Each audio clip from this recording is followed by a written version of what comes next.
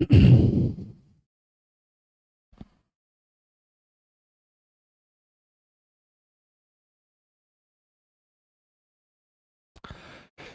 दोस्तों, मैं राम भारद्वाज आपका स्वागत करता हूं आपकी शानदार जानदार जबरदस्त मूल विधि की कक्षा में, जो 28 सीरीज के अंतर्गत चल रही है। और हम लोग आज BNSS की दूसरी कक्षा में प्रवेश कर रहे हैं।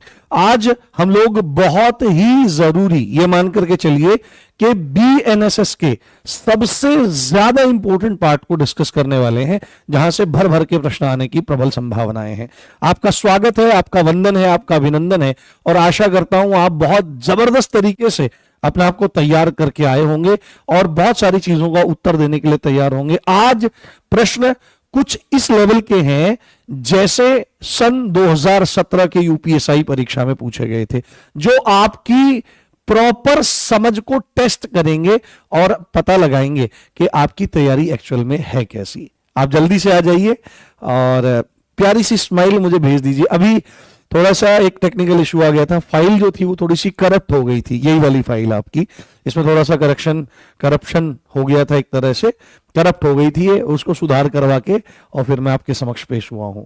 जी, प्यारी सी स्माइल आनी चाहिए।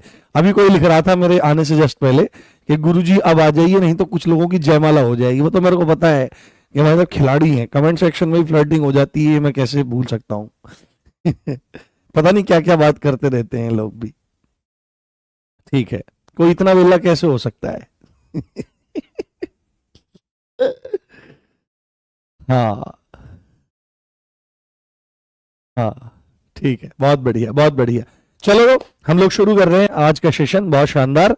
और आप प्यारे प्यारे दोस्तों के साथ में आज प्यारा प्यारा सेशन चलेगा, मजा आएगा आपको सेशन में आज। ठीक है, आज ये है 28 ये है हमारी 28 सीरीज, और 28 सीरीज की क्लास 10 है आज। और इसी के अंतर्गत हम लोग BNSS आपका पार्ट 2 है, जहां पर आज हम लोग धारा 18 से ही शुरू करेंगे और धारा 50 के आसपास तक जाएंगे। कहां तक जाएंगे? धारा 18 से 50 तक जाएंगे। कुल मिलाकर के आज कक्षा में 31 प्रश्न हैं, परंतु वो 31 प्रश्न आपकी पूरी पहचान करें। हाँ, लेखपाल की वैकेंसी आ गई है, आपको बहुत बहुत शुभकामनाएं। एक और अवसर आपके सामने है, पर आपका जो फोकस यहाँ पे बना हुआ है उसको भी आप बिल्कुल बेकार ना करिएगा और उधर भी अपने रास्ते खोलिएगा, क्योंकि उधर आपको क्या करना है, केवल एक सब्जेक्ट एक्स्ट्रा पढ़ना है, ग्रामीण परिवेश। ठीक है, तो कोई टेंशन वाली बात नहीं है, तो वहां से आप बढ़िया तरह करिए। हाँ, चलिए ठीक है। तो एक बार अगर आप थम्स अप कर देंगे तो आज के सेशन को हम लोग शुरू करते हैं। बताइए, एक बार चालू किया जाए आज का सेशन। हाँ, सारी टेंशन थकान दूर करने वाला सेशन है, नॉलेज एनहेंस करने वाला सेशन है। करिए जल्दी, थम्स अप करिए। ऑडियो वीडियो सब क्लियर है, कोई इशू तो नहीं है। फिर रो यार, रो मत यार, मेरी क्लास में रो रहे हो, रो रहे हो। कौन रो रहा है ये? चलिए, तो पहला क्वेश्चन आपकी स्क्रीन पर ये रहा, बहुत शानदार प्रश्न है और आपकी पूरी की पूरी जानकारी को निचोड़ लेने वाला सेशन है। पता लग जाएगा कि आपकी तैयारी एक्चुअली में है कैसी। कॉपी खोल के नहीं बैठेगा कोई, ठीक है? कॉपी खोल के बैठोगे फिर तो आंसर कर ही दोगे। प्रश्न मैं पढ़ देता हूं, फिर आंसर करना, क्योंकि अभी ऑप्शन भी नहीं दिख रहे हैं, ऑप्शन नेक्स्ट स्लाइड पे दिखाई देंगे। निम्नलिखित कथनों पर विचार कीजिए। लोक अभियोजक एवं सहायक लोक अभियोजक, है ना, की नियुक्ति केंद्र या राज्य सरकार उच्च न्यायालय के परामर्श से कर सकेगी। ठीक है, पहला पॉइंट ये है। दूसरा पॉइंट है, एनसीआर के मामले में, राष्ट्रीय राजधानी क्षेत्र के मामले में, यदि केंद्र सरकार जो है वो लोक अभियोजकों की नियुक्ति करती है तो उसमें जो कंसल्टेशन है, परामर्श है, वो उच्चतम न्यायालय का लेना पड़ेगा।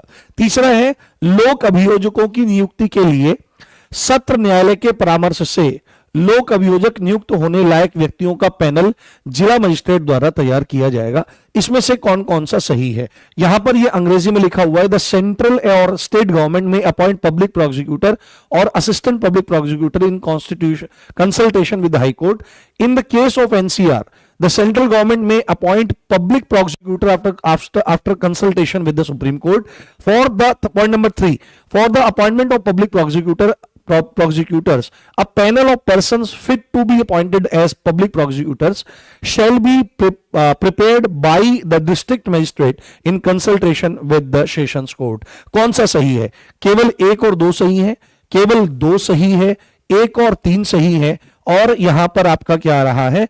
2 और 3 सही है। यहां पर मैं लिख देता हूं इसको, 2 और 3 सही है। बताओ कौन कौन सा सही है? बताओ, आंसर करो, बताओ ए बी सी डी में से कौन सा सही है? अब देखो, तुम्हारे साथ बहुत सारों के साथ में मोए मोए होएगा। क्या होएगा? देखो यहां पर, देखो ये बात बिल्कुल सही है। धारा 18 के अंतर्गत, धारा 18 में ये सारी बातें लिखी हुई हैं, जहां पर आपकी मूल बात है कि लोक अभियोजक और सहायक लोक अभियोजक की नियुक्ति केंद्र और राज्य दोनों सरकारें कर सकती हैं और उच्च न्यायालय के परामर्श से कर सकती हैं। यह बात बिल्कुल सही है। अगर सामान्य बात पूछी जाए कि नियुक्ति कौन कर सकता है ना, सहायक है ना, वो हो गया, तो नियुक्ति कौन कर सकता है? नियुक्ति करी जा सकती है केंद्र और राज्य सरकार द्वारा। तो अगर केंद्र सरकार चाहती है तो किसी भी जिले में कर सकती है, पर प्रत्येक जिले की बात आएगी तो राज्य सरकार कर सकती है। अब गेम क्या हो रहा है? एनसीआर के मामले में सेंट्रल गवर्नमेंट अपॉइंट करेगी और लोक अभियोजकों की नियुक्ति करेगी, बट उच्चतम न्यायालय से पूछेगी नहीं। यही सबसे बड़ी गलती है। यहां पर उच्चतम न्यायालय से नहीं पूछा जाएगा, दिल्ली हाई कोर्ट से पूछा जाएगा, उच्च न्यायालय से पूछा जाएगा, और उच्च न्यायालय में भी किससे पूछा जाएगा? दिल्ली हाई कोर्ट से पूछा जाएगा। दिल्ली हाई कोर्ट के परामर्श से होगी। ऑप्शन नंबर बी गलत हो गया, 2 गलत हो गया।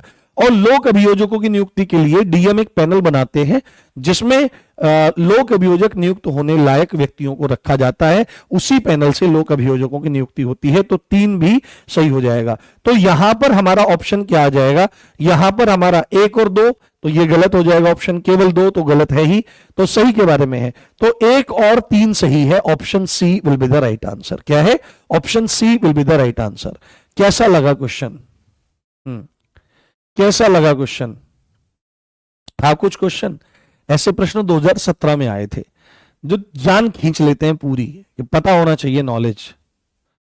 ठीक है, आज ऐसे ही क्वेश्चन है अधिकतर, आज ऐसे ही क्वेश्चन है अधिकतर, इसीलिए प्रश्नों की संख्या कम है आज। ठीक है, चलो यहां पर सहायक लोक अभियोजक कौन नियुक्त कर सकता है? राज्य सरकार, उच्च न्यायालय, उच्चतम न्यायालय और केंद्र सरकार। बताइए, बताइए, उत्तर दीजिए। तेज तर्रार तरीके से धड़ाधड़ आने चाहिए आंसर। हाँ, बहुत बढ़िया। देखो ध्यान रखना है, बहुत ज्यादा कंफ्यूजन यहां पर हो सकता है। यहां पर आपको लगेगा यार लोक अभियोजक हैं, पब्लिक प्रोसिक्यूटर हैं, असिस्टेंट पब्लिक प्रोसिक्यूटर हैं, इनको कौन अपॉइंट करेगा? तो एकदम से दिमाग में आ सकता है यार कोर्ट से रिलेटेड है, उच्च न्यायालय करते होंगे, बट नहीं। ध्यान रखनी है मेरी बात, सुनो ध्यान से। जितने भी जजेस होते हैं, चाहे सेशन न्यायाधीश हो, चाहे अपर सेशन न्यायाधीश हो, चाहे जेएमएफसी हो, चाहे सीजेएम वगैरह हो, इनको अपॉइंट करने का काम कौन करता है? हाई कोर्ट करता है। परंतु इनके न्यायालयों को गठन करने का काम करती है राज्य सरकार। परंतु जो सहायक लोक अभियोजक या लोक अभियोजक इत्यादि हैं, इनको अपॉइंट करती है ये स्टेट गवर्नमेंट। ध्यान रखना है, बहुत ध्यान से समझ लेना है। इसका ऑप्शन ए सही हो जाएगा। और असिस्टेंट पब्लिक प्रोसिक्यूटर कौन सी धारा में है? धारा 19 में इसका जिक्र किया गया है। ये बात आप ध्यान से देखें, ध्यान से समझें। नेक्स्ट क्वेश्चन बड़ा प्यारा प्रश्न है और बड़ा शानदार प्रश्न है। यहां से प्रश्न बनने की संभावना हो सकती है। निम्नलिखित कथनों पर विचार करिए। Consider the following statements. यदि सहायक लोक अभियोजक उपस्थित नहीं है किन्हीं भी कारणों से, जो असिस्टेंट पब्लिक प्रोसिक्यूटर है वो उपस्थित नहीं है ना, और कितने दिन हो गए हैं? 19 दिन हो गए हैं, तो उसके बाद मजिस्ट्रेट क्या काम कर सकता है? उस केस के इंचार्ज को सहायक लोक अभियोजक बना देगा। क्या यह सही है? दूसरी बात, किसी पुलिस अधिकारी को सहायक लोक अभियोजक नियुक्त नहीं किया जाएगा यदि वह उस मामले का इन्वेस्टिगेटर है, अन्वेषक है, या निरीक्षक यानी इंस्पेक्टर रैंक से नीचे का है। बताओ इसमें से कौन सा सही है? केवल 1 सही है, 1 और 2 दोनों सही है, केवल दो सही है, एक और दो दोनों गलत हैं। बताओ, देखो क्या उत्तर दे रहे हो। हम्म बी, बी बता रहे हो। अच्छा, दोनों सही हैं। ओ खाओ पियो ऐश करो मित्रो, दरोगा की तैयारी तुमसे होवे ना। ठीक है, देखो बेटे, इसको देखो, ये इसको कहते हैं गेम करना। तुमने पढ़ाई नहीं है कुछ, तुमने पढ़ाई नहीं है कुछ, कुछ नहीं पढ़ रहे हो तुम। वहां 19 दिन नहीं है प्यारे, वहां पर 14 दिन है। कितने? और मैं बोलता आ रहा हूं, जहां पर भी अवधि है, जहां पर भी टाइम पीरियड की बात हो रही है, वहां से प्रश्न बनने की सबसे ज्यादा संभावना होती है। कितने दिन में अपील होगी, कितने दिन में याचिका जाएगी, कितने दिन में बताना पड़ेगा, कितने दिन में निपटारा करना होगा, कितने दिन में बयान दर्ज होंगे, आदि आदि बात। तो इस आधार पर प्रश्न गलत हो, ये और स्टेटमेंट गलत हो जाएगा।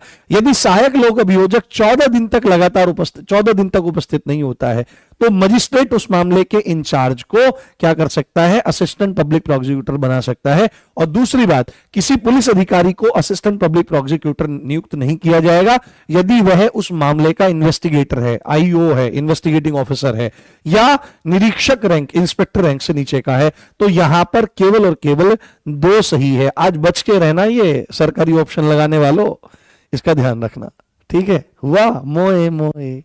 अगला प्रश्न है, बीएनएसएस की कौन सी धारा अभियोजन निदेशालय यानी डायरेक्टोरेट ऑफ प्रोसिक्यूशन का वर्णन करती है? बीएनएस की कौन सी धारा में अभियोजन निदेशालय वर्णित है? 18, 19, 20 या 21? बताइए।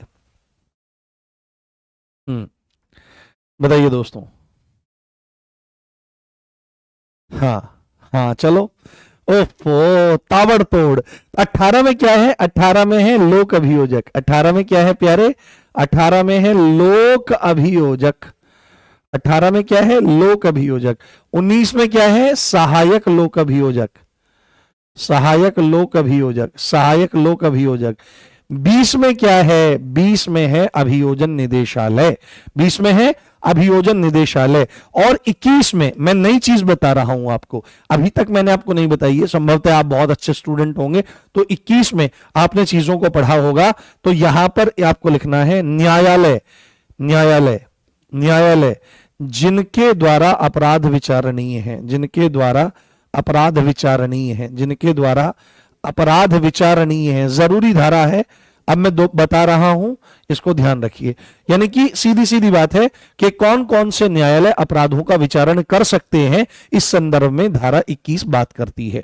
तो चारों की चारों धाराएं इंपॉर्टेंट हैं, आपके पेपर में आ सकती हैं। सीधे पूछेगा लोक अभियोजक कौन सी में? 18 में। सहायक लोक अभियोजक कौन सी में? बोलना पड़ेगा 19 में। अभियोजन निदेशालय यानी डायरेक्टोरेट ऑफ प्रोसिक्यूशन कौन सी धारा में? बोलना पड़ेगा 20 में। 21 में उन न्यायालयों के बारे में बताया गया है जो अपराधों की सुनवाई कर सकते हैं। यह आपको बात ध्यान रखनी। अगला प्रश्न है, निम्नलिखित कथनों पर विचार करिए। राज्य और केंद्र सरकार अभियोजन निदेशालय स्थापित कर सकेंगी। पॉइंट नंबर 2, राज्य में एक अभियोजन निदेशालय स्थापित होगा। पॉइंट नंबर 3, सभी लोक अभियोजक अभियोजन निदेशालय के अधीन होते हैं। तो कौन सा सही है? 1 और 2 सही है, 2 और 3 सही है, 1 और 3 सही है, और सभी सही है। सरकारी ऑप्शन मतलब भाई, ये रोने के मत लगाओ यार प्लीज, मैं उसको बोल दूंगा ब्लॉक कर देगा। रोने, मेरी क्लास में रोने के इमोजी मत लगाया करो आप। कई बार बहम हो जाता है कि आंख से आंसू निकल रहे हैं, नाक से रहट निकल रही है। ऑल, ऑल, वाह जी वाह। जियो है ना, जियो, एयरटेल, वोडाफोन, डोकोमो, जियो। भाई मेरी बात सुनो ध्यान से और बहुत अच्छे से मेरी बात को समझ लो आप। ये जो आपका है अभियोजन निदेशालय कौन सी धारा में है? धारा 20 में है प्यारे। और अभियोजन निदेशालय को केवल और केवल राज्य सरकार स्थापित करती है, केंद्र सरकार से कोई मतलब नहीं है। केंद्र सरकार को अभियोजन निदेशालय से कोई भी मतलब नहीं है। यह बात आपको ध्यान रखनी चाहिए। इस आधार पर ऑप्शन ए गलत हो गया। तो जिन्होंने ऑल लगाया था उनका तो बंटाधार हो गया। उसके बाद राज्य में एक अभियोजन निदेशालय होगा, बिल्कुल सही बात है। और जितने भी लोग अभियोजक होते हैं वो या तो राज्य स्तरीय अभियोजन निदेशालय या जिला अभियोजन निदेशालय के अंतर्गत अधीन होते हैं। यह बात आपको ध्यान रखनी है, ये धारा 20 में ही बताया गया है। तो केवल 2 और 3 सही हैं। तो सरकारी ऑप्शन लगाने वालों, आप सोच समझ कर चलो कि क्या कर रहे हो। ठीक है, समझ में आई बात? तो ये बहुत अच्छे हैं, ध्यान रखो। देखो इस तरह प्रश्न कराऊंगा मैं आपको, तो आपको ये गलतियां बैठ जाएंगी और पेपर में जब ये क्वेश्चन आएंगे तो आप कर जाओगे इनको बहुत अच्छे से। अगला प्रश्न है, दंडादेश जो मजिस्ट्रेट दे सकेंगे ये बीएनएसएस की कौन सी धारा में है? 21 में है, 22 में है, 23 में है, या इनमें से कोई नहीं? बताओ, मजिस्ट्रेट जो दंड दे सकेंगे कौन सी धारा में है? बताओ। वाह, आ गए गुरु, बहुत बढ़िया, शानदार। तो मैंने अभी बताया था धारा 21 में क्या है? न्यायालय। कौन से न्यायालय? जिनके द्वारा न्यायालय जिनके द्वारा अपराध विचारणीय है, जिनके द्वारा अपराध विचारणीय है, अपराध विचारणीय है। धारा 22 क्या कहती है? उच्च न्यायालय और दंडादेश, दंडादेश जो हाई कोर्ट्स और सेशन कोर्ट्स दे सकेंगे, मतलब कौन क्या क्या दंड दे सकते हैं। और धारा 23 में क्या बात है? दंडादेश जो मजिस्ट्रेट दे सकेंगे, यानी सीजेएम कितना दंड दे सकेगा, जेएमएफसी कितना दंड दे सकेगा, और जेएमएससी कितना दंड दे सकेगा, इनको आपको ध्यान रख लेना है बहुत अच्छे ढंग से। ऑप्शन सी हमारा उत्तर हो जाएगा, ये आपको ध्यान रखना है। नेक्स्ट क्वेश्चन 7वां, बड़ा प्यारा है क्वेश्चन, वाह। देखो, बीएनएसएस का अध्याय 3 वर्णन करता है दंड न्यायालयों और कार्यालयों का गठन। इसको थोड़ा सा अलग करके मानना आप, ठीक है? मैं थोड़ा सा अलग कर देता हूं, ये हो गया अलग, ठीक है? दंड न्यायालयों और कार्यालयों का गठन, न्यायालयों की शक्ति, तीसरा है वरिष्ठ पुलिस अधिकारियों की शक्ति और मजिस्ट्रेट तथा पुलिस को सहायता, और चौथा पॉइंट है व्यक्तियों की गिरफ्तारी। बताइए कौन सा है अध्याय 3?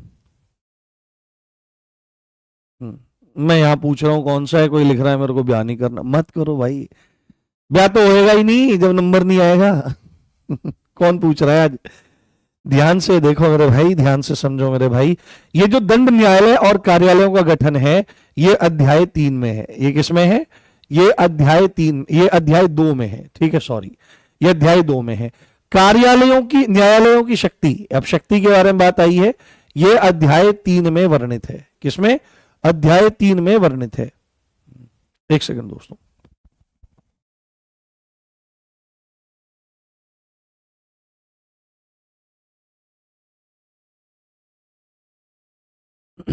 ठीक है। उसके बाद ध्यान रखो, वरिष्ठ पुलिस अधिकारियों की शक्ति और मजिस्ट्रेट तथा पुलिस को सहायता, ये जो अध्याय है आपका, ये अध्याय आपका बनता है 4। कौन सा?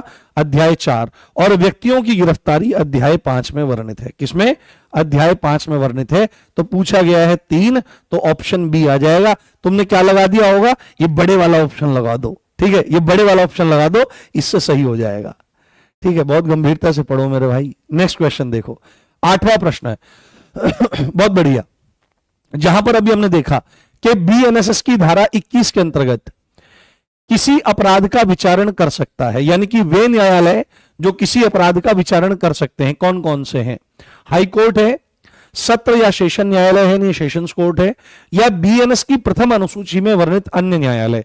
तो कौन कौन से इसमें हो सकते हैं? दूसरा और तीसरा, यानी सत्र और अन्य न्यायालय, पहला और तीसरा उच्च न्यायालय और अन्य न्यायालय, 1 और 2 उच्च न्यायालय और सेशन न्यायालय, और ऑल 1, 2 और 3। सोच समझ कर उत्तर देना, ऑल मत लगाना, ऑल मत लगाना मेरा भाई, बहुत गेम हो चुके हैं तुम्हारे साथ। सोच समझ कर उत्तर देना। अभी भी बदल लो, समय है, अभी भी समय है। बी ऑप्शन आ रहा है, बी, हाँ बी ऑप्शन आ रहा है। वाह, कुछ लोग ऑल भी दे रहे हैं। डी वाले सोच समझ के बोलना। हाँ, अब ध्यान से मेरी बात सुनो, अब ध्यान से मेरी बात सुनो। बीएनएसएस की धारा 21 कहती है न्यायालय, बदल दिया तुमने सबने, अब तुम्हारे साथ गेम होगा। पहले बी बोल रहे थे ना, अब तुम्हारे साथ गेम होगा। देखो, धारा 21 के अंतर्गत वे न्यायालय जो अपराध का विचारण कर सकते हैं, उसमें हाई कोर्ट भी है, उसमें सेशंस कोर्ट भी है, और उसमें अन्य न्यायालय भी हैं। मैंने एक लिस्ट आपको बताई थी जिसमें धारा थी, अपराध था, दंड था, वो संज्ञेय है या असंज्ञेय है, जमानती है, गैर जमानती है, और कौन सा न्यायालय उसका विचारण कर सकेगा, ये सारी चीज आई थी। यानी all of the above, D option सही हो जाएगा, 1, 2 और 3, डी ऑप्शन बिल्कुल सही माना जाएगा। ठीक है, पहले बी बोल रहे थे, फिर जब मैं हंसा तो तुमने बदल लिया अपना ऑप्शन। ठीक है, ध्यान रखना, याद रह जाएंगे आपकी सब चीजें। बहुत बढ़िया प्रश्न है, बहुत शानदार प्रश्न है आपका। भारतीय न्याय संहिता की वे धाराएं जिनमें महिला संबंधी अपराध है, यथा 64-65 रेप से रिलेटेड है, 67-68 ये एक तरह से इंटरकोर्स से रिलेटेड है, 69 प्रवंचनापूर्ण साधनों से है, 70 है आपका ये गैंग रेप वगैरह इत्यादि इत्यादि। तो महिला से संबंधित जितने भी अपराध हैं, अगर ऐसा कोई मामला आया है तो ऐसे मामलों में न्यायालय जो विचारण करेगा, ट्रायल चलेगा, तो उस समय, जिस समय महिलाओं से संबंधित इन मामलों की सुनवाई चल रही होगी, उस समय पीठासीन न्यायाधीश कौन होगा, यानी जज कौन होगा उस समय? केवल महिला होंगी, महिला जज होंगी, या केवल पुरुष जज होगा? महिला और पुरुष दोनों हो सकते हैं, या इनमें से कोई नहीं? बताइए। क्या आंसर है? हाँ, अब महिला को थोड़ी ढूंढने जाएंगे कि महिला ही सुनेगी, ये तो कानून है, कोई भी हो सकता है। हाँ, कोई भी हो सकता है। हाँ, वाह वाह। हाँ, अब ध्यान रखना है, धारा जो है ना, धारा 21 में ही इसका वर्णन है, धारा 21 में ही वर्णन है, और महिलाओं से संबंधित अगर मामला है प्यारे, तो केवल महिला ही जज सुनवाई करेगी, बोथ नहीं करेंगे। ठीक है, बोथ नहीं करेंगी, महिला ही सुनवाई करेगी। अगर ये मामले हैं 64-65-67-68 69 70 और 71, तो दोनों नहीं हो सकते हैं, केवल महिला पीठासीन अधिकारी या महिला न्यायाधीश ही उसकी सुनवाई करती हुई नजर आएंगी। ये ध्यान रखें। नेक्स्ट क्वेश्चन, बीएनएसएस की धारा 22 वर्णन करती है, अभी मैंने बता भी दिया आपको, तो आंसर गलत नहीं होना चाहिए। हाँ, क्या है? ऑप्शन ए, दंडादेश जो, मैं पानी पी लेता हूं, दंडादेश जो उच्च न्यायालय और सेशन न्यायालय है ना, सेशन न्यायाधीश दे सकेंगे, इसको न्यायालय कर दो। ठीक है, न्यायाधीश नहीं, इसको न्यायालय कर दो, इसको न्यायालय कर दो, इसको सेशन न्यायालय, सेशन न्यायालय दे सकेंगे। दंडादेश जो मजिस्ट्रेट दे सकेंगे, जुर्माना न देने पर कारावास का आदेश, और उपरोक्त सभी। बताइए।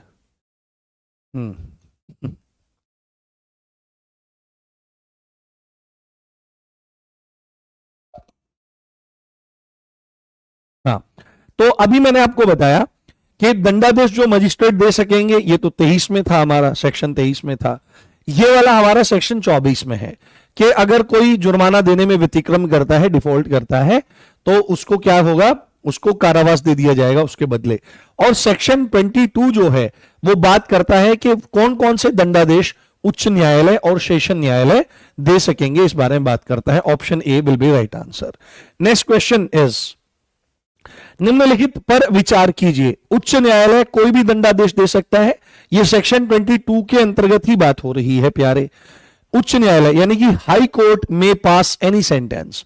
और पॉइंट नंबर 2, सेशन न्यायाधीश या अपर सेशन न्यायाधीश, जिनको अतिरिक्त सेशन न्यायाधीश या अतिरिक्त जिला जज, सेशन न्यायाधीश को जिला जज भी बोला जाता है, कोई भी दंडादेश दे सकेंगे, परंतु मृत्युदंड के मामले में उच्च न्यायालय की पुष्टि अनिवार्य है।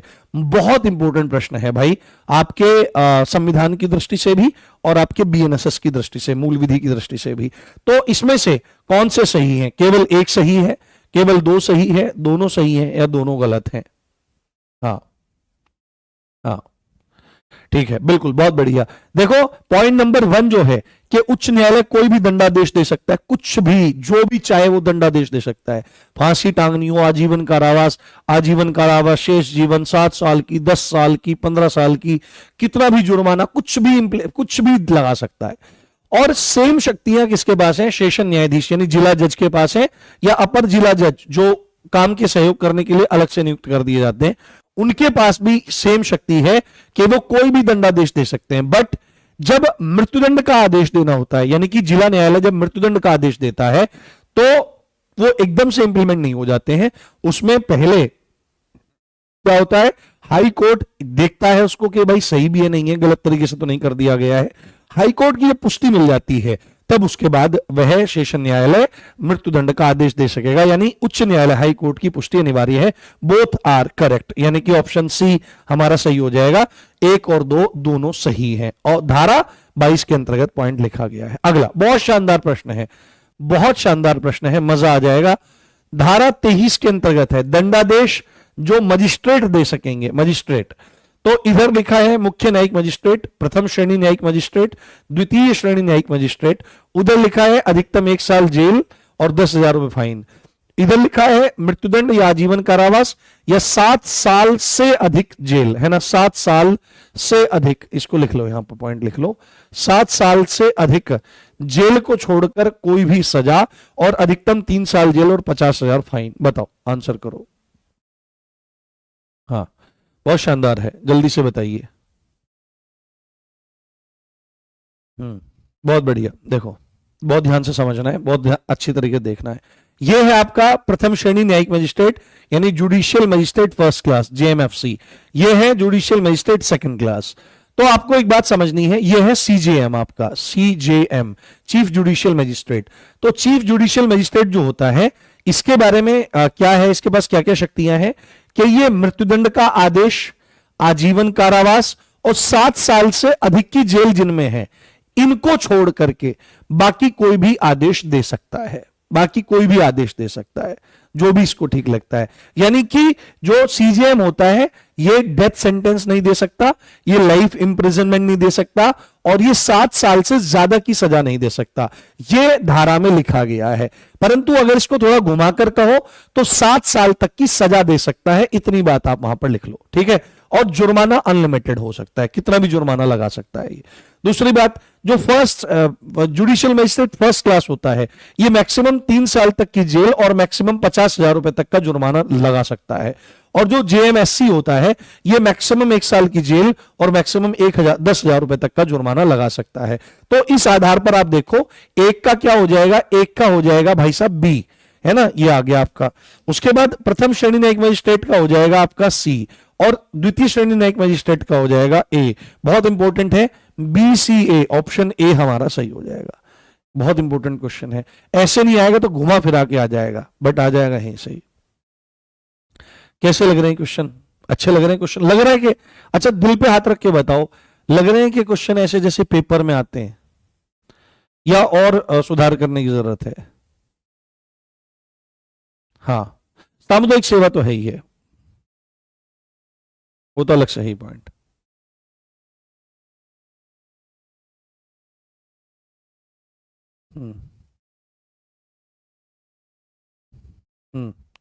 बिल्कुल उसी तरह से मैं इन क्वेश्चंस को बना रहा हूं जैसे एग्जामिनर बनाता है। हो सकता है एग्जामिनर थोड़ा बहुत घुमाव फिराव करे, बट क्वेश्चन ऐसे ही लग रहे होंगे बिल्कुल जैसे एग्जाम वाले क्वेश्चन है। अच्छा, बहुत बढ़िया, शानदार। कोई बच्चा लिख रहा है आप अच्छे हो तो क्वेश्चन भी अच्छे होंगे, ऐसा जरूरी नहीं होता है। चलो बताओ, बहुत बढ़िया। सामुदायिक सेवा की परिभाषा वर्णित है, बहुत शानदार प्रश्न है। एक मिनट, पॉपअप आ गया है स्क्रीन पर, इसको हटा देते हैं। हाँ, पहले कभी मूल विधि नहीं पढ़ी है, बहुत गंभीरता से 2828 सीरीज को देखिए, बहुत हेल्प मिलेगी आपको। या आप बैच से भी पढ़ सकते हैं क्योंकि अभी हमारे पास पर्याप्त समय है, 3 माह का समय है। तो सामुदायिक सेवा, कम्युनिटी सर्विस की परिभाषा किसमें है? 21 में है, 22 में है, 23 में है, 24 में है। तो आपको ध्यान रखना है, 21 में तो हमारा बताया मैंने आपको अभी, क्या था 21 में कि न्यायालय जो अपराध, जिनके अपराध मतलब जो अपराधों का विचारण कर सकते हैं, जिसमें उच्च न्यायालय, सेशन न्यायालय और अन्य न्यायालय हैं। 22 में उच्च न्यायालय और सेशन न्यायालय जो दंडादेश दे सकेंगे वो है। 23 में मजिस्ट्रेटों द्वारा जो दंडादेश है वो दिए जाएंगे और इसी में ही सामुदायिक सेवा की परिभाषा है, क्योंकि जेएमएफसी और जेएमएससी ये सामुदायिक सेवा भी दे सकते हैं। यहां पर एक्स्ट्रा ऐड कर लीजिए इनमें के प्लस, है ना, प्लस सामुदायिक सेवा, community service, plus community service, इसको ध्यान रखें। तो आवश्यक पड़ता है तो कम्युनिटी सर्विस दे सकते हैं ये। तो धारा 23 में कम्युनिटी सर्विस की परिभाषा है, और कम्युनिटी सर्विस का मतलब क्या है कि दंड के रूप में, ध्यान से सुनना मेरी बात, दंड के रूप में, सजा के रूप में, बिना वेतन के, बिना वेतन के, विदाउट सैलरी, बिना वेतन के समुदाय को लाभ पहुंचाने वाला काम करना, समुदाय को लाभ पहुंचाने वाला काम, समुदाय को लाभ पहुंचाने वाला काम सामुदायिक सेवा है वाला कार्य, यह परिभाषा है आपकी। ये ध्यान से सुनना कि ऐसा काम जिससे समुदाय का, कम्युनिटी का, समाज का भला होता हो, हित होता हो, बिना वेतन के, उसमें कोई पैसा नहीं मिलेगा, और वो दंड के रूप में, किसमें, पनिशमेंट के रूप में दी जाती है, उसको कम्युनिटी सर्विस कहा जाता है। यह स्पष्टीकरण दिया गया है धारा 23 में, और वहीं पर इसकी परिभाषा दी गई है। हाँ जी, ठीक है। हाँ सर, रोंग कर शायद के करो, रोंग कर शायद, क्या है रोंग कर, क्या है पता नहीं। हाँ ठीक है, बहुत बढ़िया। नेक्स्ट क्वेश्चन, बहुत शानदार प्रश्न है। जुर्माना न देने पर मजिस्ट्रेट कारावास दे सकेगा जो कारावास की मुख्य अवधि से भिन्न होगा, अलग होगा। In default of payment of fine the magistrate may award imprisonment which shall be in addition to substantive sentence of imprisonment. तो वो कितना हो सकता है? मुख्य कारावास की अवधि का 1/2, 1/3, 2/3 या 1/4, बताइए। अगर ये क्वेश्चन अब भी गलत हो जाए तो लानत है।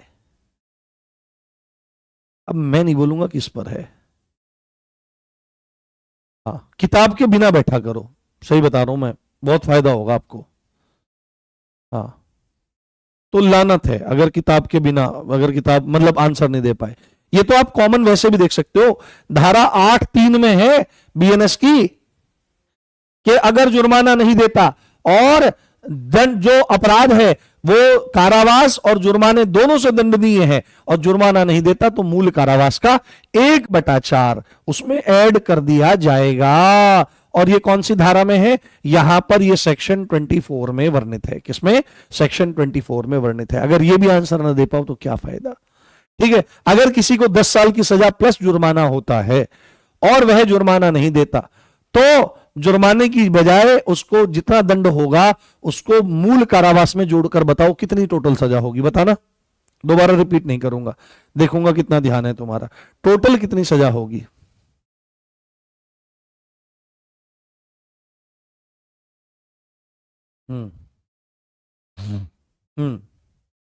बहुत बढ़िया, शाबाश। 25 साल। अरे भाई 20 साल की सजा थोड़ी है, 10 साल की सजा है। 10 का 1/4 कितना होता है? 2.5, और 10 में 2.5 जोड़ दो, 12.5 हो जाएगा। बस यही तो खास बात है। शानदार, जबरदस्त, जिंदाबाद, बहुत बढ़िया, बहुत बढ़िया। अगला प्रश्न, बीएनएसएस की किस धारा में वरिष्ठ पुलिस अधिकारियों की शक्ति वर्णित है? 29, 30, 33 या 34, बताइए। बहुत बढ़िया। 10,000 नहीं है भाई, 12.5 आएगा। हाँ, पूरा प्रश्न ध्यान से सुनो और ध्यान से देखने का प्रयास करो, ऐसे काम नहीं चले भैया, ऐसे काम नहीं चले भैया। बहुत शानदार प्रश्न है। तो इसमें धारा 29 जो है वो हमारे काम की नहीं है, पर मूल जो है यहां पर धारा 30 जो है वो वरिष्ठ पुलिस अधिकारियों की शक्ति के बारे में बात करती है। किस बारे में? शक्ति के बारे में बात करती है। धारा 33 भी वैसे तो बहुत ज्यादा जरूरी नहीं है, बट धारा 33 को आप अपने दिमाग में रख सकते हो। कुछ अपराधों की सूचना,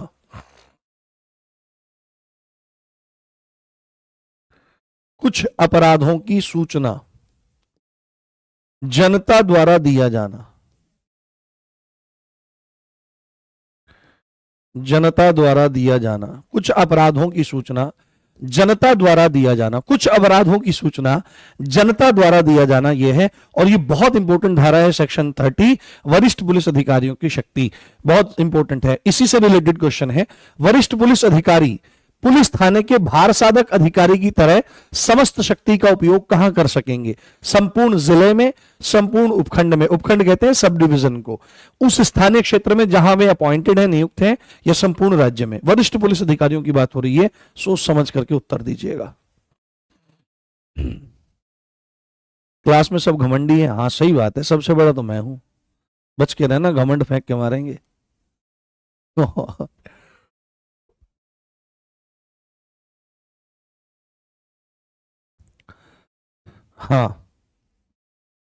हाँ, वाह वाह जी वाह, वाह जी वाह। हाँ, यहां बच्चे आंसर कर रहे हैं। सी एक पूछ रहा है क्या हुआ सुधा? सुधा, सुधा किसका पर्यायवाची है? सुधा किसका पर्यायवाची है? ये बताओ, ये बताओ, एक क्वेश्चन है, सुधा किसका पर्यायवाची है? बताओ, देखो हिंदी कैसी है तुम्हारी। गरल सुधारिपु करई मिताई, गोपद सिंधु अनल सितलाई। अमृत, हाँ, सुधा कहते हैं अमृत को, और इसका विलोम क्या है? गरल। गरल मतलब विष, विष का अमृत होता है, इसको सुधा कहते हैं, इसको जीवनोदक कहते हैं, इसको अमृत कहते हैं, इसको अमी कहते हैं, इसको अमीय कहा जाता है। ये तमाम नाम है। पढ़ा करो रोज कम से कम आधा घंटा, अलग बिल्कुल अपनी शब्दावली को तैयार किया करो। बहुत अच्छी अच्छी किताब आती है शब्दावली की, ठीक है, या कहीं से ऑनलाइन, या जैसे आरडब्ल्यू की बहुत शानदार किताब है, उसको प्रेफर कर सकते हो, या अन्य जो आपके पास उपलब्ध हो उससे भी आप पढ़ सकते हो। रोज आधा घंटा शब्दावली बढ़ाया करो अपनी। अब ध्यान से सुनो, धारा 30 के अंतर्गत जो वरिष्ठ पुलिस अधिकारी है ना, सपोज करो सीओ है, सपोज करो एसपी है, सपोज करो एसएसपी है, तो वहां यह नहीं कहा जाएगा कि वो संपूर्ण जिले में या संपूर्ण उपखंड में अपनी पावर दिखाएगा, नहीं, उसके पास अपने उस क्षेत्र में जहां वो अपॉइंटेड है वहां बिल्कुल उसी तरह भार साधक अधिकारी, थाने के भार साधक अधिकारी की तरह से शक्तियों को उपयोग करने का अधिकार देता है सेक्शन 30 ऑफ बीएनएसएस। ये ध्यान रखना है। तो ये नहीं कि वरिष्ठ पुलिस अधिकारी तो संपूर्ण जिले में, संपूर्ण उपखंड में, संपूर्ण राज्य में, नहीं, सीधी बात है, in the local area where they are appointed. ये आपका पॉइंट बहुत अच्छा हो जाएगा। हाँ, चलो बहुत बढ़िया, अगला प्रश्न है, बहुत शानदार प्रश्न है, मजा आएगा तुमको। जनता कब किसी मजिस्ट्रेट या पुलिस अधिकारी की सहायता करेगी और ऐसा करने के लिए जनता आबद्ध यानी बाउंड है? When shall the public assist the magistrate और police officer and is the public bound to do so? तो नंबर 1, जनता जब मजिस्ट्रेट या पुलिस द्वारा सहायता मांगी जाए। नंबर 2, किसी को गिरफ्तार करने में। नंबर 3, शांति भंग का निवारण या दमन करने में। और नंबर 4, सार्वजनिक संपत्ति को नुकसान होने से बचाने में। तो कब कब ऐसा हो सकता है कि सहायता करनी पड़े? तो केवल 1 2 3, 2 3 4, 1 3 4 या 1 2 3 4 बताइए। हाँ, बस चारों लगा दिया करो, बस चारों लगा दिया। सब सब सब सब सब अभी तुम्हारा मोय मोय होएगा, सोच लो, भी गेम होएगा तुम्हारे साथ। हाँ जी बिल्कुल, जी बिल्कुल सही कहा। हाँ बिल्कुल जी, भगवान रामानंद की शरण। हाँ, सोच लो बीबी। ऑल सर ऑल, ठीक है, बिल्कुल सही बात है, ऑल। ये आपको बात ध्यान रखनी है, इसमें ऑप्शन डी हो जाएगा, चारों सही हो जाएंगे। जब मजिस्ट्रेट या पुलिस सहायता मांगेंगे तो हर एक व्यक्ति जिससे सहायता मांगी जाएगी वो हेल्प करने के लिए बाउंड होगा, है ना। किसी को गिरफ्तार करने में अगर मजिस्ट्रेट या पुलिस सहायता मांगती है तो करना पड़ेगा। शांति भंग हो रही है और उसका निवारण करना है, उसका दमन करना है तो हेल्प करेगा। और सार्वजनिक संपत्ति को नुकसान पहुंचाने से अगर बचाने में पुलिस अधिकारी या मजिस्ट्रेट हेल्प मांग रहे हैं तो हेल्प कर देनी पड़ेगी। यह बात आपको बहुत अच्छे से ध्यान रखनी है, बहुत अच्छे से समझ लेनी है। यह कौन सा है? धारा 31 में वर्णित है पुलिस अधिकारियों को सहायता करना जब भी वो मांगे, ठीक है, ये ध्यान रखें, पुलिस अधिकारी और मजिस्ट्रेट को। अगला प्रश्न, बीएनएसएस की कौन सी धारा पुलिस को संज्ञेय मामलों में बिना मजिस्ट्रेट के आदेश और बिना वारंट के गिरफ्तार करने की शक्ति देती है? बताइए। बाध्यकारी क्या है? मतलब कि अगर कहा जाएगा तो करना मजबूरी है, मना नहीं कर सकते कि सब मैं नहीं करूंगा, ऐसा तेरे को उठा लेंगे पहले। तो 30 में है, 33 में है, 35 में है या 36 में है, बताइए। बहुत बढ़िया, शानदार, मेरे बच्चे पढ़ने लगे हैं भाई अब। हाँ, पर मुझे दुख एक बात का है कि जितने बच्चे पहले पढ़ रहे थे अब उतने बच्चे पढ़ नहीं रहे हैं। हाँ ठीक है, चलो। तो धारा 30 में तो क्या था? धारा 30 में तो वरिष्ठ पुलिस अधिकारियों की शक्ति है मेरे भाई, वरिष्ठ पुलिस अधिकारियों की शक्ति है, वरिष्ठ पुलिस अधिकारियों की शक्ति है, ठीक है, वरिष्ठ पुलिस अधिकारियों की शक्ति है, ठीक, ये आपने ध्यान कर लिया। उसके बाद हमारा यहां पर क्या है, आपका जो 35 है, धारा 35 जो है, उसमें संज्ञेय मामलों में पुलिस बिना वारंट के गिरफ्तार कर सकती है, ध्यान रखें। हाँ कोई बात नहीं, सीआरपीसी क्वेश्चन डाले जाते हैं, वो प्रीवियस ईयर होंगे, उनको आप देख सकते हो, कोई दिक्कत नहीं। तो जिसने ऑप्शन सी दिया है उसका बिल्कुल सही हो जाएगा, बाकी का सबका गलत माना जाएगा। इस चीज को आप ध्यान रखें, इस चीज को आप समझ करके चलें, ठीक है। बाकी 36 के बारे में अगर आप बताना चाहो कुछ। 34 नहीं, अरे 35 है मेरे भाई, क्या बात कर रहे हो आप, 35 है। जैसे 36 में अगर मैं बताना चाहूं आपको, तो 36 में आप लिख सकते हो यहां पर कि गिरफ्तारी की प्रक्रिया है, क्या है? गिरफ्तारी की प्रक्रिया है, गिरफ्तारी की प्रक्रिया है, और गिरफ्तार करने वाले अधिकारी के कर्तव्य हैं, और गिरफ्तार करने वाले, और गिरफ्तार करने वाले अधिकारी के कर्तव्य हैं, गिरफ्तार करने वाले अधिकारी के कर्तव्य हैं। और 33 मैंने आपको बताया था ही, 33 मैंने बताया था, कुछ अपराधों की जानकारी जनता द्वारा दिया जाना, सूचना कुछ अपराधों की सूचना जनता द्वारा दिए जाना। तो 30, 35 और 36 बहुत इंपॉर्टेंट है। नेक्स्ट क्वेश्चन, 36 में क्या है अभी मैंने बताया, पर आंसर करो आप। हाँ 36, 36, कुछ गलत तो नहीं बता दिया मैंने? एक बार देखना, कुछ गलत तो नहीं बता दिया मैंने?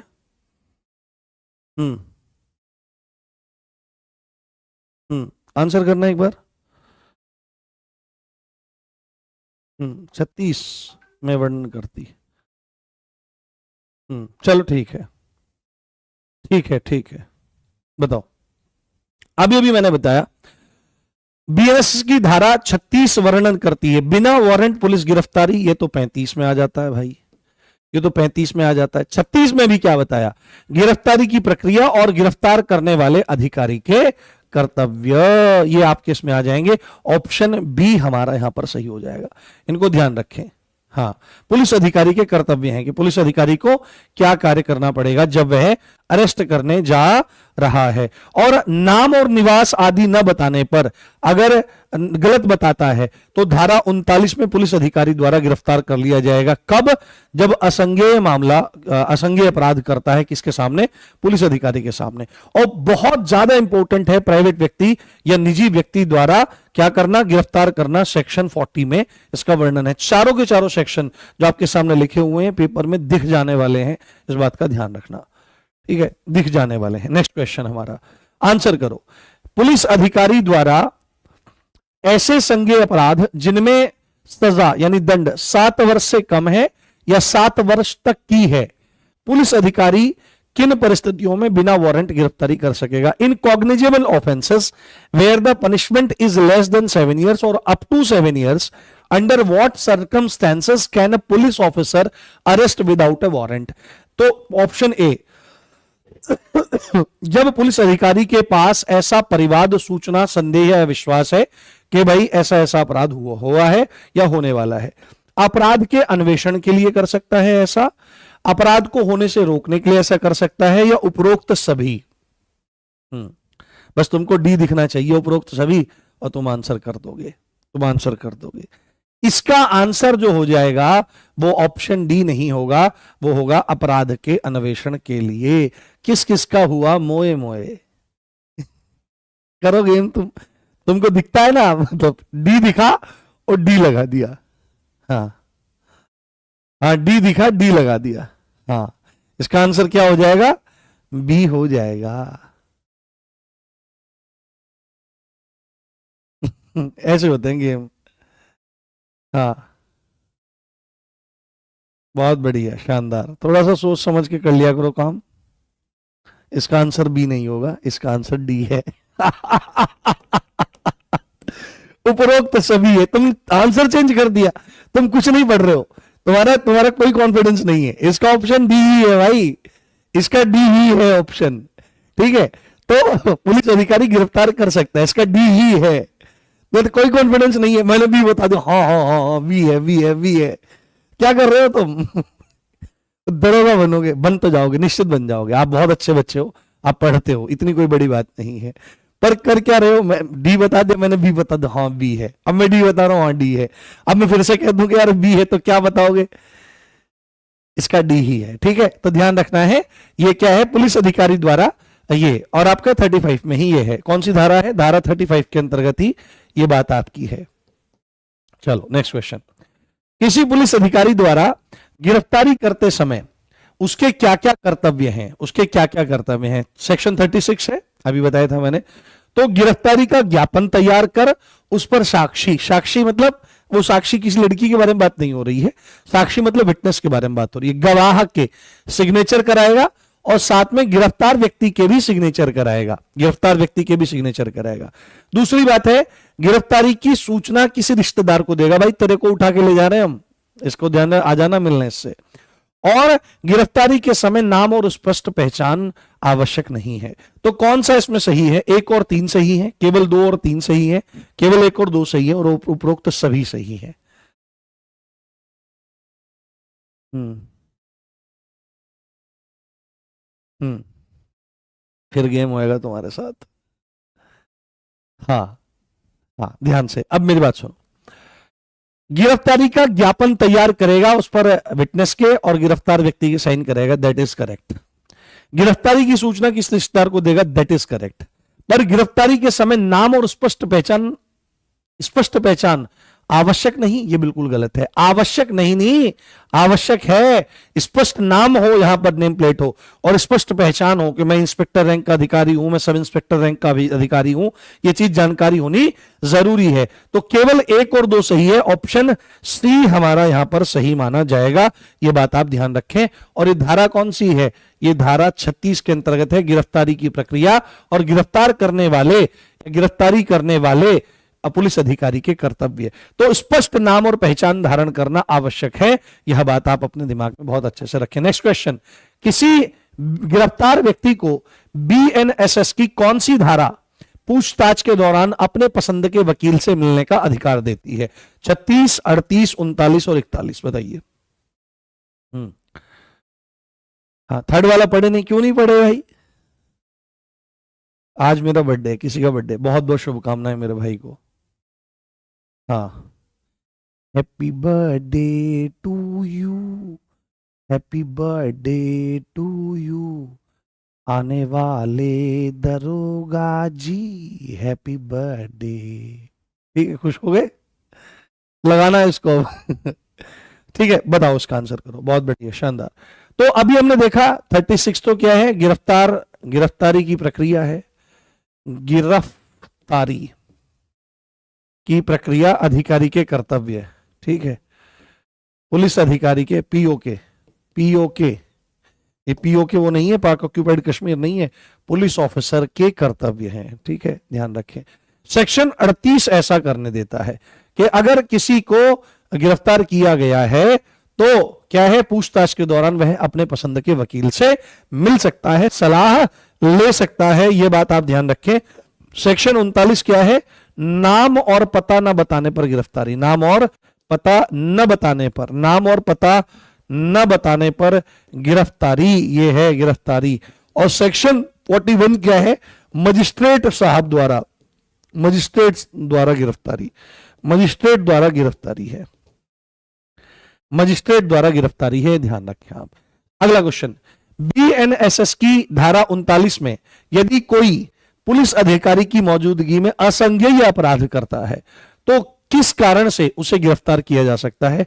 अपराध कर भागने पर, गलत नाम और पता बताने पर, अपराध कर साक्ष्य मिटाने पर, या उपरोक्त सभी?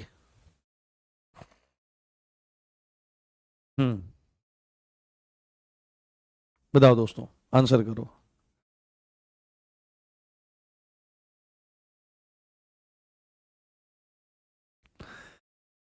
हम्म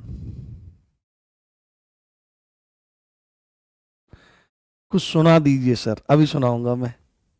क्या लगाया? उपरोक्त सभी। 14वीं का चांद हो तुम या आफताब हो, जो भी हो खुदा की कसम लाजवाब हो।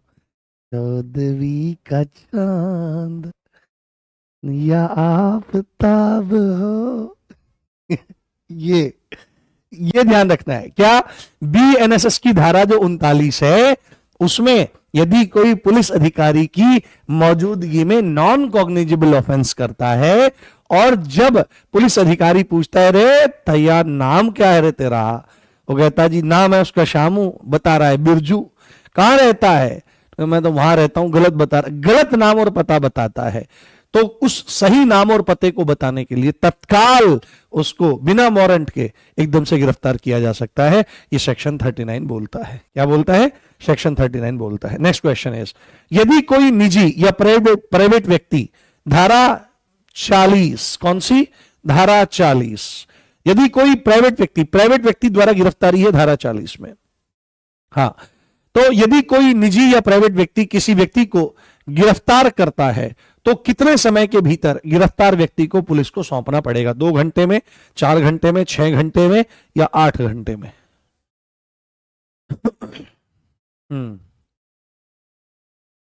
हम्म ठीक है, बहुत बढ़िया। तो 6 घंटे के भीतर उसको पुलिस को सुपर्द करना पड़ेगा। जैसे कि आप या मैं ही किसी को गिरफ्तार कर लेते हैं, तो ऐसे में क्या होगा? हमको विद इन 6 आवर्स उसको पुलिस को सौंपना पड़ेगा। ये धारा 40 में बोला गया है। एक और इंपॉर्टेंट बात यही, ये धारा धारा 40 में ही है, ठीक है, ध्यान रखें।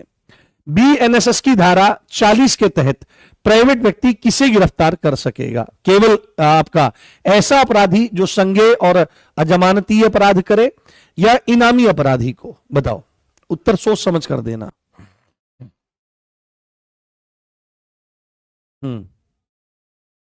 बहुत बढ़िया, बहुत सोच समझ करके उत्तर देना है। मैं पानी ले लेता हूं भाई, क्योंकि पानी लेना मेरे लिए बहुत जरूरी है।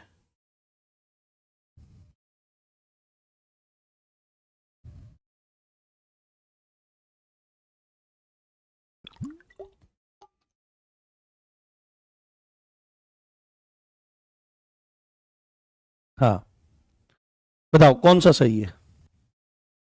ठीक है, तो इसमें आपको ध्यान रखना है, यदि कोई अपराधी संज्ञेय अपराध करता हो, दैट्स ऑल, और अजमानती अपराध करता हो, तो उसको गिरफ्तार किया जा सकता है। या किसी प्रोक्लेम्ड ऑफेंडर को, प्रोक्लेमेशन क्या होता है? उद्घोषणा, जिसकी उद्घोषणा वांटेड किसी इनामी अपराधी को पकड़ने के लिए कर सकता है। तो यहां पर दोनों आपके सही हो जाएंगे। क्या हो जाएंगे? दोनों आपके सही माने जाएंगे। इस चीज को आप ध्यान रखें, इस चीज को आप देखें।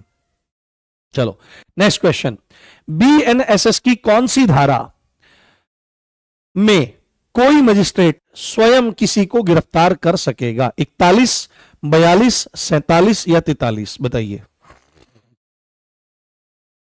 हम्म हम्म बताइए। बीएनएसएस की कौन सी धारा में कोई मजिस्ट्रेट स्वयं किसी को गिरफ्तार कर सकेगा? तो अभी अभी मैंने बताया कि धारा 41 यही बोलती है मजिस्ट्रेट द्वारा गिरफ्तारी। क्या है? मजिस्ट्रेट द्वारा गिरफ्तारी, मजिस्ट्रेट द्वारा गिरफ्तारी, मजिस्ट्रेट द्वारा गिरफ्तारी, मजिस्ट्रेट द्वारा गिरफ्तारी है। इसमें 42 बहुत जरूरी है। सशस्त्र बलों के सदस्यों को, सशस्त्र बलों, आर्मड फोर्सेस के जो पर्सनल्स हैं, के सदस्यों को गिरफ्तारी से संरक्षण, सदस्यों को गिरफ्तारी से संरक्षण, गिरफ्तारी से संरक्षण है। उसके बाद धारा 47 जो है, धारा 47 जो है यह है गिरफ्तार किए गए व्यक्ति, गिरफ्तार किए गए व्यक्ति को गिरफ्तारी का कारण और जमानत के अधिकार की जानकारी देना। व्यक्ति को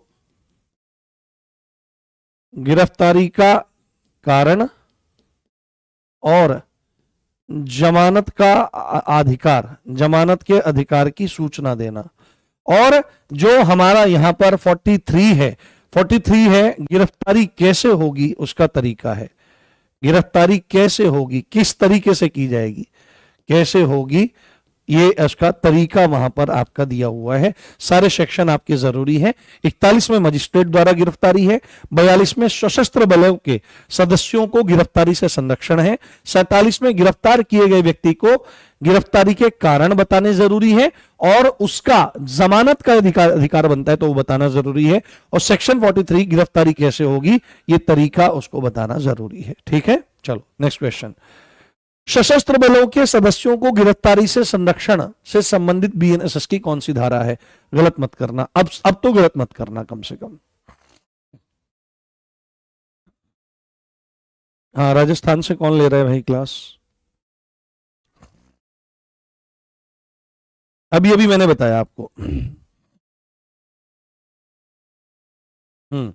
ठीक है, तो 43 में क्या है? 43 में अभी बताया मैंने, गिरफ्तारी कैसे होगी, गिरफ्तारी कैसे होगी उसके तरीके का जिक्र है। यह है हमारा धारा 42 जो है वो सशस्त्र बलों के सदस्यों को गिरफ्तारी से संरक्षण प्रदान करती है। यहां पर गिरफ्तारी के कारण, गिरफ्तारी के कारण, गिरफ्तारी का कारण है और जमानत का अधिकार क्या है? जमानत के अधिकार की सूचना है, जमानत के अधिकार की सूचना है, जमानत के अधिकार की सूचना है। और सेक्शन 53 को भी आप ना भूलें, यहां पर गिरफ्तार व्यक्ति का मेडिकल है, गिरफ्तार व्यक्ति का मेडिकल, गिरफ्तार व्यक्ति का मेडिकल, मेडिकल है, चिकित्सीय जो परीक्षण है वो दिया गया है। तो 43 में गिरफ्तारी कैसे होगी, 42 में सशस्त्र बलों के सदस्यों को गिरफ्तारी से संरक्षण है, धारा 47 में गिरफ्तारी का कारण जमानत के अधिकार की सूचना है और धारा 53 गिरफ्तार व्यक्ति का मेडिकल है। यह बात आपको ध्यान रखनी है। Next question. सशस्त्र बलों के सदस्यों को गिरफ्तारी से संरक्षण के संबंध में सही कथन है। गिरफ्तारी केंद्र सरकार की सहमति के बिना नहीं हो सकती है। गिरफ्तारी तब तक नहीं हो सकती है जब सशस्त्र बल का सदस्य अपने कर्तव्य पालन में लगा हुआ है। और धारा 35 क्या है? बिना वारंट के गिरफ्तारी। 39 क्या है? नाम और पता न बताने पर गिरफ्तारी। 41 क्या है आपका? मजिस्ट्रेट द्वारा गिरफ्तारी में सशस्त्र बल के सदस्यों को छूट है। और अगर इन धाराओं में गिरफ्तार करना है तो केंद्र सरकार की सहमति जरूरी है। तो कौन सा इसमें सही हो जाएगा? हाँ हाँ, बहुत बढ़िया। धारा 42 में है तो आपको याद रखना है this is right, this is right, this is right, यानी कि ऑल ऑफ द अबव।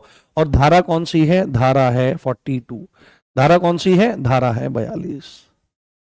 धारा है 42। हम्म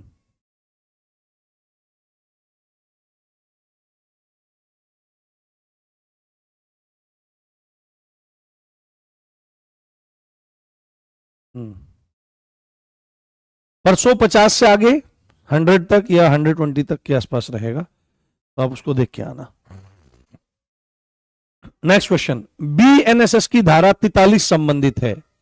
गिरफ्तारी कैसे की जाएगी? गिरफ्तार व्यक्ति को कारण का बताया जाना, गिरफ्तार व्यक्ति की जानकारी दोस्त या रिश्तेदार को देना और गिरफ्तार व्यक्ति की तलाशी। बताइए, बहुत अच्छा प्रश्न है।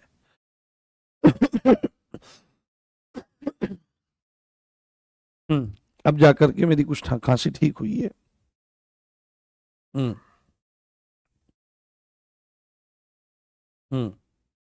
बहुत शानदार। ठीक है, तो धारा 43 क्या कहती है? धारा 43 कहती है कि गिरफ्तारी कैसे की जाएगी। क्या है? धारा 43 कहती है गिरफ्तारी कैसे की जाएगी, किस तरीके से गिरफ्तार किया जाएगा। एक सेकंड, पॉपअप आ गया है। ये सिस्टम पे पॉपअप आ जाता है, कमेंट दिखने बंद हो जाते हैं सारे। ठीक है, चलो। उसके बाद गिरफ्तार व्यक्ति को कारण बताया जाना और साथ में क्या किए जाना? जमानत का अधिकार 47 में है। गिरफ्तार व्यक्ति की गिरफ्तारी की जानकारी, गिरफ्तारी की जानकारी, गिरफ्तार व्यक्ति की गिरफ्तारी की जानकारी दोस्त या रिश्तेदार को देना, ये 48 में है, और गिरफ्तार व्यक्ति की तलाशी आपकी 49 में है। ये ध्यान रखनी है आपको। अगला प्रश्न, बहुत शानदार प्रश्न है, और ये मान करके चलिए यहां से प्रश्न आने की प्रबल प्रबल संभावना है। हाँ हाँ, दिल्ली पुलिस का एक बार वो सर की वीडियो देख लो आप। हाँ, गिरफ्तारी के तरीके के संबंध में विचार करिए, सेक्शन 43। ठीक, गिरफ्तारी कैसे करी जाएगी? पहले पॉइंट बहुत ध्यान से सुनिएगा। गिरफ्तार करने वाला अधिकारी गिरफ्तार होने वाले व्यक्ति को छुएगा या परिरुद्ध करेगा। परिरुद्ध करने का मतलब है चारों तरफ से घेर लेगा, बाउंड कर लेगा, यदि वह वचन या कर्म से अभिरक्षा में नहीं आता है। यानी कि अगर पुलिस अधिकारी आया और पुलिस अधिकारी ने आकर के सीधे कहा कि भाई तुमको गिरफ्तार किया जाता है और ये तुम्हारे ग्राउंड से, इसलिए हम तुमको गिरफ्तार कर रहे हैं और ये रहा तुम्हारा वारंट, अगर इतना कहने से वो अपने आप को अभिरक्षा में, कस्टडी में सुपर्द नहीं करता है, तब पुलिस अधिकारी को यह अधिकार है कि वो उसको टच कर सकता है। टच करने का मतलब है उसको पकड़ सकता है, ऐसे हाथ से ऐसे पकड़ेगा, और अगर पकड़ में नहीं आ रहा है तो चारों तरफ से घेर लेगा ऐसे, पर जाते ही पुलिस ऐसे टच नहीं कर सकती है। अगर कभी ऐसा हो कि पुलिस किसी को पकड़ने आया, उसने कहा आपको अरेस्ट किया जाता है, वो तुरंत गाड़ी में बैठ लेता है तो कोई दिक्कत नहीं है, सीधे आ जाता है।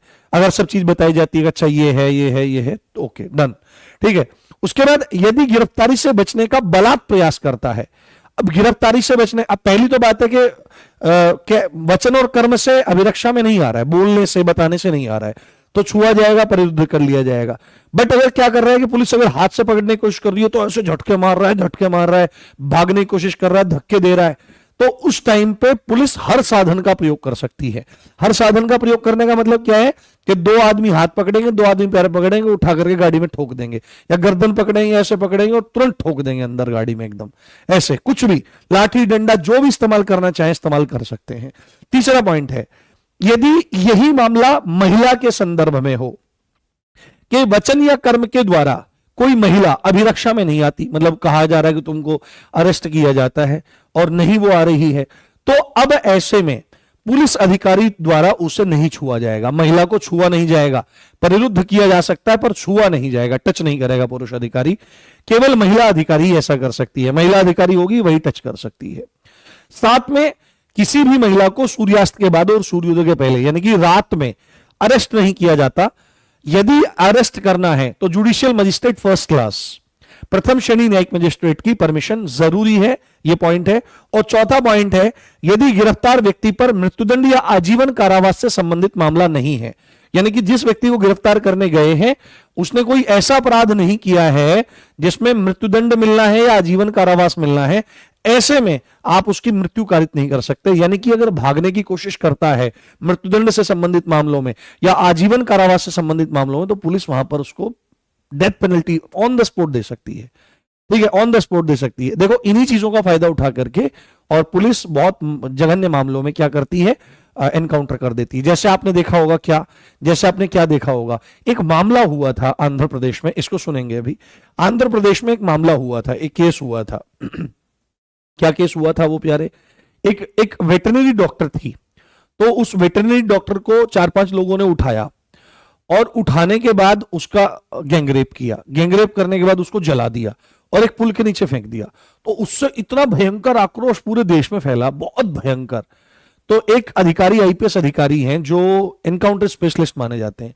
अब जब पूरा इतना भयंकर आक्रोश पूरे देश में उठ गया तो कुछ ना कुछ तो पुलिस को करना था।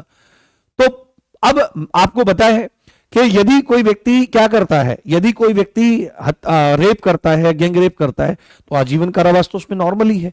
और अगर 16 साल से नीचे की का करता है तो मिनिमम 20 साल सजा है, आजीवन कारावास है, शेष पूरा जीवन। उसके बाद यदि 12 साल से छोटी बच्ची का रेप करता है तो मृत्युदंड भी है। तो आजीवन कारावास का मामला था। पुलिस ने पूरा माहौल बनाया, on the side shoot out, dub dub dub dub dub, दिखा दिया कि भागने की कोशिश कर रहे थे, अरेस्ट कर रहे थे, तो ऐसे में मार सकते हैं। ये ग्लिच होते हैं जिनके तहत सब पुलिस काम कर जाती है, ये चीज ध्यान रखनी चाहिए। तो पूछ रहा है इनमें से कौन सा सही है कौन सा गलत है, तो आपको बताना है केवल 1, 2 और 3 सही है, पढ़ तो आपने लिए हैं, केवल 2, 3 और 4 सही है, चारों सही है या सभी गलत है, बताइए। हम्म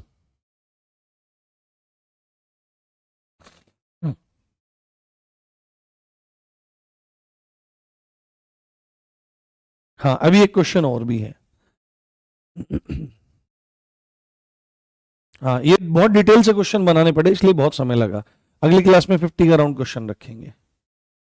हाँ, तो ध्यान रखना है कि सेक्शन 43 43 के तहत ये चारों के चारों सही हैं। और भाई साहब इस पॉइंट को विशेष ध्यान रख लेना, ये मोस्ट इंपॉर्टेंट पॉइंट है। अगर रात में किसी महिला को गिरफ्तार करना है तो जेएमएफसी की आज्ञा लेनी जरूरी है, और महिला को कोई पुरुष अधिकारी टच नहीं करेगा, केवल महिला अधिकारी ही टच करेगी। ये बात ध्यान रखना बहुत अच्छे से। और लास्ट क्वेश्चन है आपका यहां पर, इसको ध्यान से देखो। बहुत बढ़िया, कि गिरफ्तारी करते समय मजिस्ट्रेट के सामने, गिरफ्तारी करते समय या मजिस्ट्रेट के सामने पेश करते समय पुलिस अधिकारी हथकड़ी लगा सकेगा कब? देखो, जब गिरफ्तार करते हैं तो पुलिस वाले हथकड़ी लगाते हैं, पर जरूरी नहीं है कि सब मामलों में हथकड़ी लगाई जाए। ठीक है, मजिस्ट्रेट के सामने पेश करते हुए हथकड़ी लगाई जाए, जरूरी नहीं है। तो किन मामलों में हथकड़ी लगा सकता है पुलिस अधिकारी? गिरफ्तार करते समय या मजिस्ट्रेट के सामने पेश करते समय। जब अपराध व्यक्ति जो है वो आदतन अपराधी है, मतलब कि हिस्ट्री सीटर है, बार बार अपराध करता है। दूसरा पॉइंट है अभिरक्षा से निकल भागा हो, इससे पहले गिरफ्तार करा हो और वो पहले कस्टडी से निकल भागा हो, तो दूसरी बार तो बांध करके रखना पड़ेगा। और तीसरा पॉइंट है यदि वो संगठित अपराध, आतंकवादी कृत्य, रेप, हत्या आदि गंभीर अपराधों में दोषी हो, तो ऐसे व्यक्ति को हथकड़ी लगाई जा सकती है गिरफ्तार करते समय और मजिस्ट्रेट के सामने पेश करते हुए। बताओ कौन सा सही है? ओनली एक सही है, ओनली दो सही है, ओनली तीन सही है, ऑल ऑफ दी अबव? अब सोच समझ के उत्तर देना, सारे सरकारी ऑप्शन नहीं होते हैं। हम्म।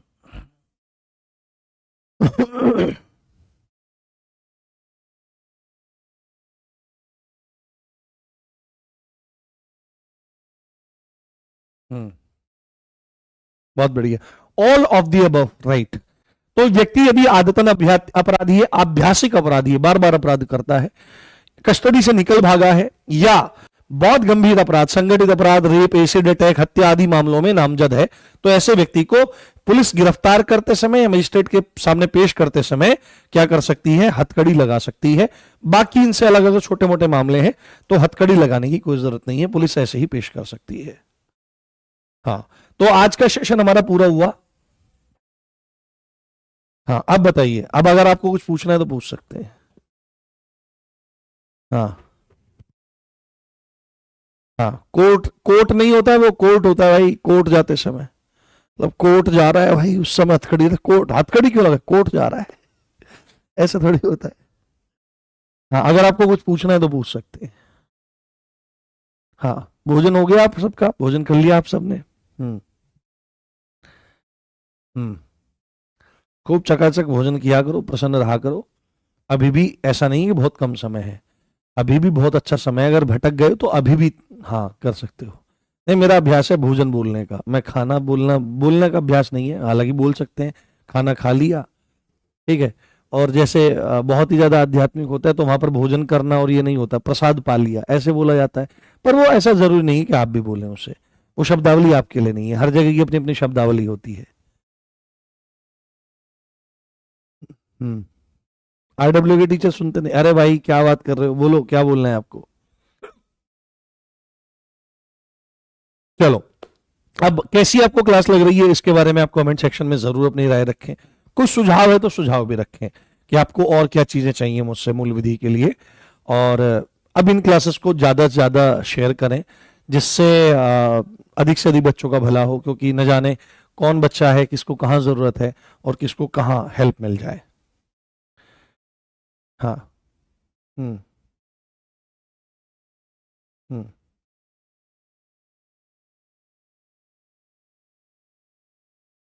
चलिए बहुत बढ़िया, शानदार, जबरदस्त, जिंदाबाद। हाँ। हम्म। लेखपाल की परीक्षा आ गई, उसकी तैयारी करें। हाँ, क्वेश्चन 30 चेक करें, क्या चेक करें? फिट है बिल्कुल क्वेश्चन 30, कोई दिक्कत नहीं है। अब देखो, क्या पूछ रहे हैं? अच्छा, हथकड़ी को किस धारा में? 43 में ही है। 43 में गिरफ्तारी कैसे होगी, इसी में दिया गया है।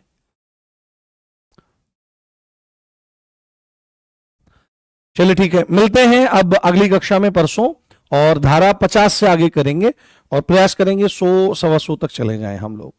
अपना ध्यान रखिए और खूब प्रसन्न रहिए। जय हिंद, जय Bharat. Love you all guys. Comment section आपके लिए खुला है। Love you all guys, bye, good night, take care.